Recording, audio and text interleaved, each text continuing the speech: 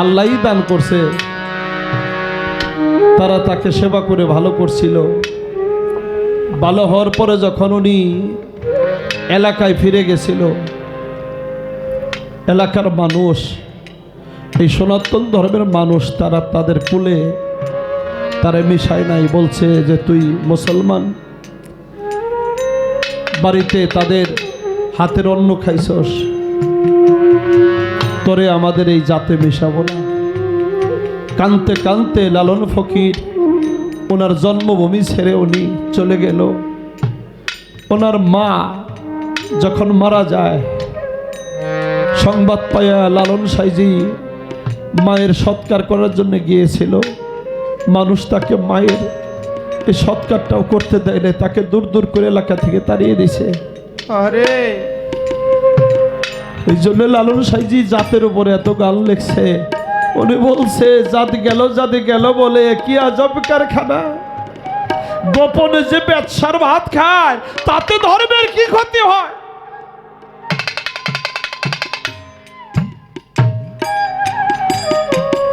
ও নৌকায় পার হইতে গেলে সেখানে জাতের ভেদাভেদ নাই।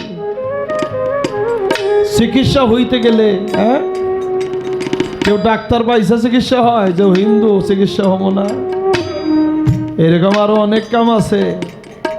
এই যে প্রত্যেকটা মানুষ পোশাক পরছেন, কোন ধর্মের মানুষ এটা বানাইছে, কে এটাকে এই সুতা, আরে এই জাতের গৌরব যেদিন না ছাড়তে পারবো সেদিন আমি আমার মালিকের কাছেও জাতে পৌঁছাইতে পারবো না। সবাই আমরা একে অপরের ভাই, মানুষ জাতি, সবার উপরে মানুষ জাতি। এই জায়গাটার মধ্যে যদি থাকি,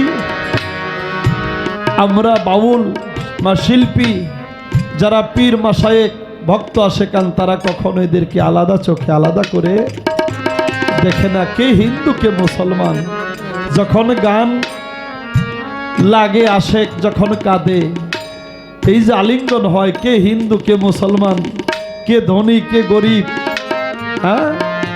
এই হিসাব করা হয় না। এই জন্য এটা হলো সাধুর বাজার। সাধুর বাজারে কোনো জাত নাই, ভক্তেরও কোনো জাত নাই, শিশুর কোনো জাত নাই, আর গুরু সে সর্বজাতেরই হয়। কি জন্য আমি একটি গান রাখবো, সে গানের মধ্য দিয়ে বলতে চাই, শ্রীকৃষ্ণ মহাপ্রভু উনি যখন দৈবিকীর ঘরে জন্ম নিয়ে কংসের কারাগার থেকে, আপনারা সেটা জানেন, যখন মা যশোদার ঘরে লালিত পালিত হয়, শ্রীকৃষ্ণের 108টা নামের মধ্যে একটা নাম হইল গোপাল, আর একটা নাম কানাই, এরকম 108টা নাম আছে। মা যশোদা গোপাল নামে ডাকে, ছোট গোপাল। মা যখন অনেক লীলা দেখাইছে প্রভু, মা যখন প্রভুর নামে ননি রেখে দেয়, শিকার মধ্যে হাড়িতে ভক্তি ভরে রেখে দেয়, যে এটা আমার প্রভুর নামে রেখে দিলাম। আর ছোট গোপাল সে তার ক্ষমতা বলে, তার তো ক্ষমতার অভাব নাই, অসীম ক্ষমতার মালিক সে, সেই ননি খায়। অনেক সময় মা তাকে আঘাত করে, বোঝে না, চিনে না তো। সেদিনকে মা একটু চিনলো, যেদিন বাড়িতে ব্রাহ্মণ ঠাকুর আসছিল, বলছিল মা আমি তো তোদের পাকে খাবো না, আমার একটু চাউল ডাউল আলাদা করে দে, রান্না করে খাই। ব্রাহ্মণ ঠাকুর রান্না করে সেবার আয়োজন করে ভক্তি দিছে, যে প্রভু তোমার সেবা তুমি গ্রহণ করো। ওই যে গোপাল মানব রূপে আইসা ওই সেবা সে নিতেছে, গ্রহণ করতেছে। চোখ খুলেই ব্রাহ্মণ ঠাকুর কয়, এরাম এরাম, মা তোমার এই শিশু বাচ্চা আমার আহার নষ্ট করলো, সেবা নষ্ট করলো। মা গোপাল রে ধরে মারছে, অবশেষে তার হাতের মধ্যে রশি দিয়ে বাইন্ধা রাখছে যে ও জানোয়ার ঠাকুরের সেবা নষ্ট না করতে পারে। ঠাকুর যখন আবারও রান্না করে সেবা সাজায়, যখন ভক্তি দিয়া তার প্রভুকে ডাকছে, প্রত্যেকটা তরিকত পন্থী মানুষ যদি একটু চাও খাইতে যায় তবু তার মুর্শিদকে না দিয়ে সে খায় না রে। আরে যখন ভক্তি দিয়ে আবার ডাকছে, প্রভু তোমার সেবা তুমি গ্রহণ করো, রশির মতো রশি পরে রইছে ভক্তের ডাকে। ভক্তের ডাকে গুরু তো থাকতে পারে না, কারণ ভক্তের হাতে শাক ভাত খাওয়ার জন্য যে শ্রদ্ধা পরে ভক্তি ভরে দেয়, ভক্তের ডাকে লারা খেরের মধ্যে পীর মুর্শিদ যারা তারা মনে করি তারা অনেক সুখী না। এই যে আরামের ঘুম হারাম করে বিদেশি কম্বল রাইখে সন্তান সন্ততি দেশ বাড়ি রাইখে লারা খেরের মধ্যে এসে আমার পাগলেরা বসে রয়েছে, এটা ভক্তের ভালোবাসায়, তাছাড়া অন্য কিছু না। এটা আমার আজিজ ভাইকে ভালোবাসে, এটা ভক্তের ডাকে ভক্তের ভালোবাসা। এরা লারা খেরের মধ্যে বসে রয়েছে, যখন ডাক দিছে রশির মতো রশি রয়ে গেছে। গোপাল আইসে সেবা যখন সে গ্রহণ করতেছে, ব্রাহ্মণ ঠাকুর তাকে দেখে এত শক্ত রশি, রশির মতো রশি রয়েছে, ছেলেটা এসে আবার আমার আহার নষ্ট করলো, আমার সেবা নষ্ট করলো। মা যখন ওরে আইসা আবার আঘাত করবে, তখন ঠাকুর বলল, মা ওরে আর মারিস না, তারা আগে ওরা মারিস না। তখন ঠাকুর ধ্যানে বসলো, স্বর্গমত্ত সব জায়গায় যখন খুঁজলো, প্রভুকে খুঁজতে খুঁজতে দেখে প্রভু আর দূরে নয়, এই গোপাল রূপে মা যশোদার ঘরে গোপাল মহাপ্রভু শ্রীকৃষ্ণ। সে ঠাকুর যায় গোপালের পায়ে পড়ে বলতেছে, প্রভু তুমিও আমার ক্ষমা করে দাও, আমি তোমার জিততে পারি নাই। ঠাকুর বলছিল, ব্রাহ্মণ ঠাকুর বলছিল, মা তুই কি করস, কি করছিস, তুই কার গায়ে আঘাত করছিস, এ তো সাধারণ কোনো সন্তান না। সাইজি লালনের একটা গানে বলে, ছেড়ে দে মা হাতের বাঁধন, যাই যেদিকে যায় দুই নয়ন, পরের মাকে ডাকবে লালন, তোর গৃহে আর থাকবো না, আমি নদী চড়ি আর করবো না, ছেড়ে দে মা আমার হাতের বাঁধন। সেই কানাই যখন জঙ্গলে খেলতে যায় বটমূলে, আপনারা জানেন সেখানে একটা প্রতিযোগিতা হয়েছিল, আমি বলবো না, বলছিল ওই যে পাতা দিয়ে খেলে না, দেখবেন অনেকগুলো পাতা, তার মধ্যে একটা পাতা ছিঁড়া থাকে, ভিতরে বইরে দেয়, একটা পাতা নেয়, যে ছিঁড়া পাতাটা নেয় সে হইলো কাউ হয়ে যায়। মানে ওর শর্ত থাকে যে এই বটমূল থেকে ওই নদী পর্যন্ত, হ্যাঁ ওই নদী পর্যন্ত কাঁধে করে সবাইকে নিতে হবে। প্রভু ইচ্ছা করেই গোপাল ওই ছেঁড়া পাতাটা নেয়। ছেঁড়া পাতা নেওয়ার পরে তখন বলে, গোপাল কানাই দাদা, আমাদের সবাইকে তোমাকে কাঁধে করে ওই নদীর পার পর্যন্ত নিতে হবে। ওরা সবাই সেদিন এই গোপালের কাঁধে, শ্রীকৃষ্ণের কাঁধে উঠে উঠে বটমূল থেকে নদীর পার পর্যন্ত যায়। অবশেষে যখন শ্রীদাম তো বড় ভাই, শ্রীদাম যখন শ্রীকৃষ্ণের কাঁধে ওঠে, এক সময় দেখে শ্রীদামের পা দুইটা কেমন যেন একটু গরম লাগে, পানি পড়ে না, গরম পানি পড়লে চোখের পানি তো গরম হয়। শ্রীদাম কয়, বৃষ্টি তো নেই, আকাশে তো মেঘ নাই, বৃষ্টি ঝরতেছে না, তো আমার পাও ভিজলো কেমন করে? নিচের দিকে তাকায় দেখে শ্রীকৃষ্ণের চোখের জলে শ্রীদামের পা দুইটা ভিজে গেছে। তখন শ্রীদাম বলছিল, দাদা তুমি কাঁদো কেন, আমি তো ওজন, আমার কাঁধে নিয়ে তোমার নদীর ধারে যাইতে বোধহয় খুব কষ্ট হইতেছে দাদা না? সেদিন শ্রীকৃষ্ণ মহাপ্রভু বলছিল, শ্রীদাম রে, এই কুল কায়নাত যে কাঁধে করে রাখে, এই ত্রিভুবন, তার কাঁধে কি একটা মানুষের বোঝা ভার হয়? আমি সেজন্য কাঁদি না রে শ্রীদাম। সারা পৃথিবীর ভক্তকুল আমার এই চরণ দুইটা বুকে নিয়ে ভক্তি করে কত শান্তি পায়। আর আমি আজকে আমার ভক্তদের চরণ বুকে নিয়ে, এই যে তুই যখন আমার কাঁধে উঠছিস না, তোর পা দুইটা আমার বুকের মধ্যে, আমি তোর চরণ দুইটা আমার বুকে জড়াই আমি বড় শান্তি পাইতেছি। আমি সকল ভক্তকুলের চরণ কমলে প্রেমময় ভক্তি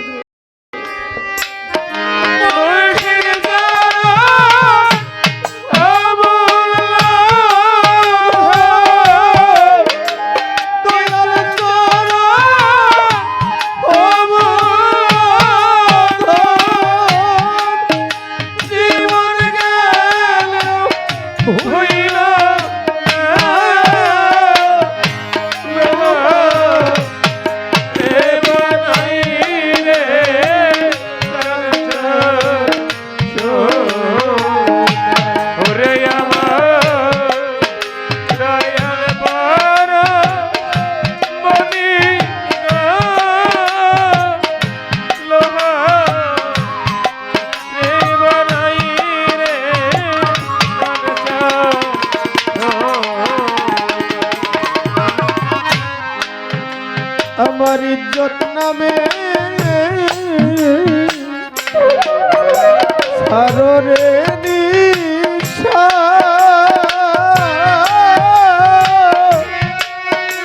তোমের ঘরে কল পাতিয়া কইরাল দিশা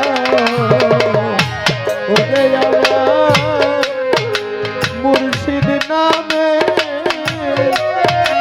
সাগরে নিশা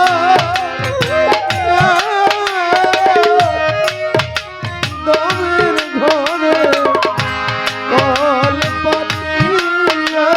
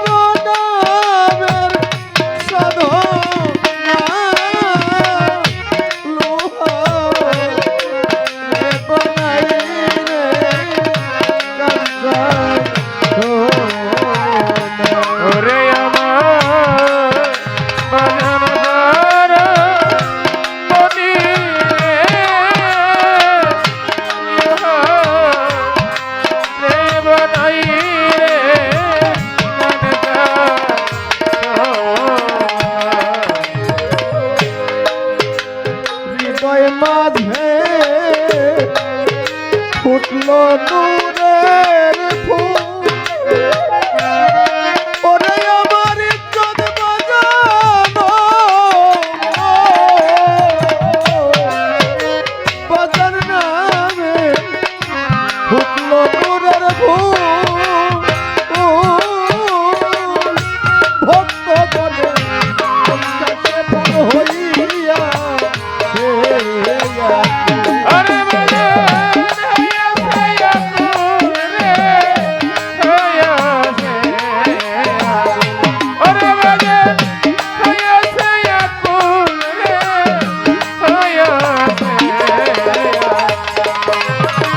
হৃদয় মাঝে ফুটল নূরের ফুল ভক্ত গলে দেখা সে ফুল হইয়াছে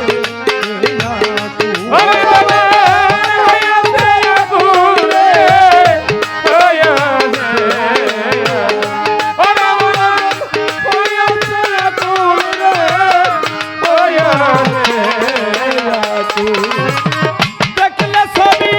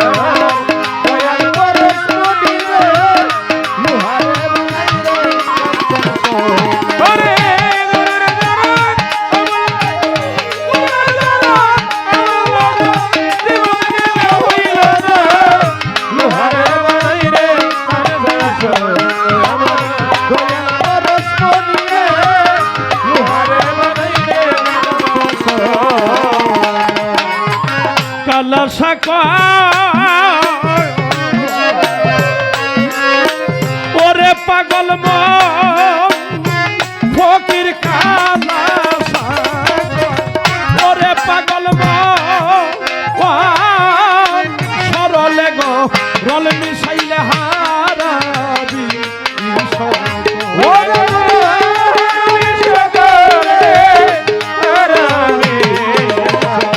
আমার হারাবি কালো সে কই কালো সকল বাজো ওরে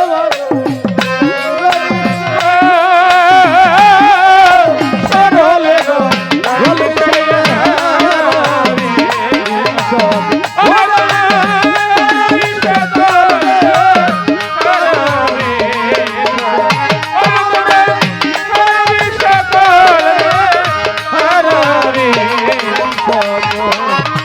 সরল পথে দুইবার দেখ না সরল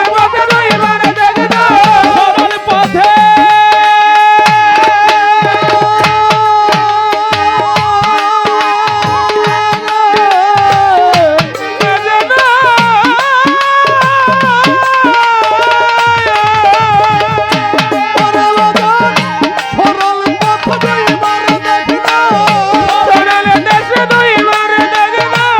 সরল পথে দুইবার দেখ না রে বাজান সরল দেশে গেলে রে দেখবি গরল কিছু পাবি না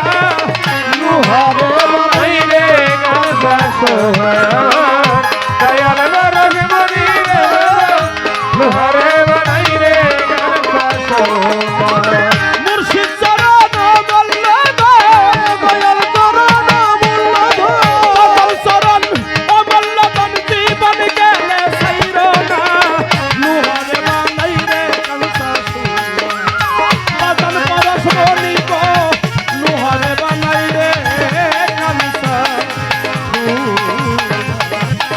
আমার বাদন নুহারে বানাই রে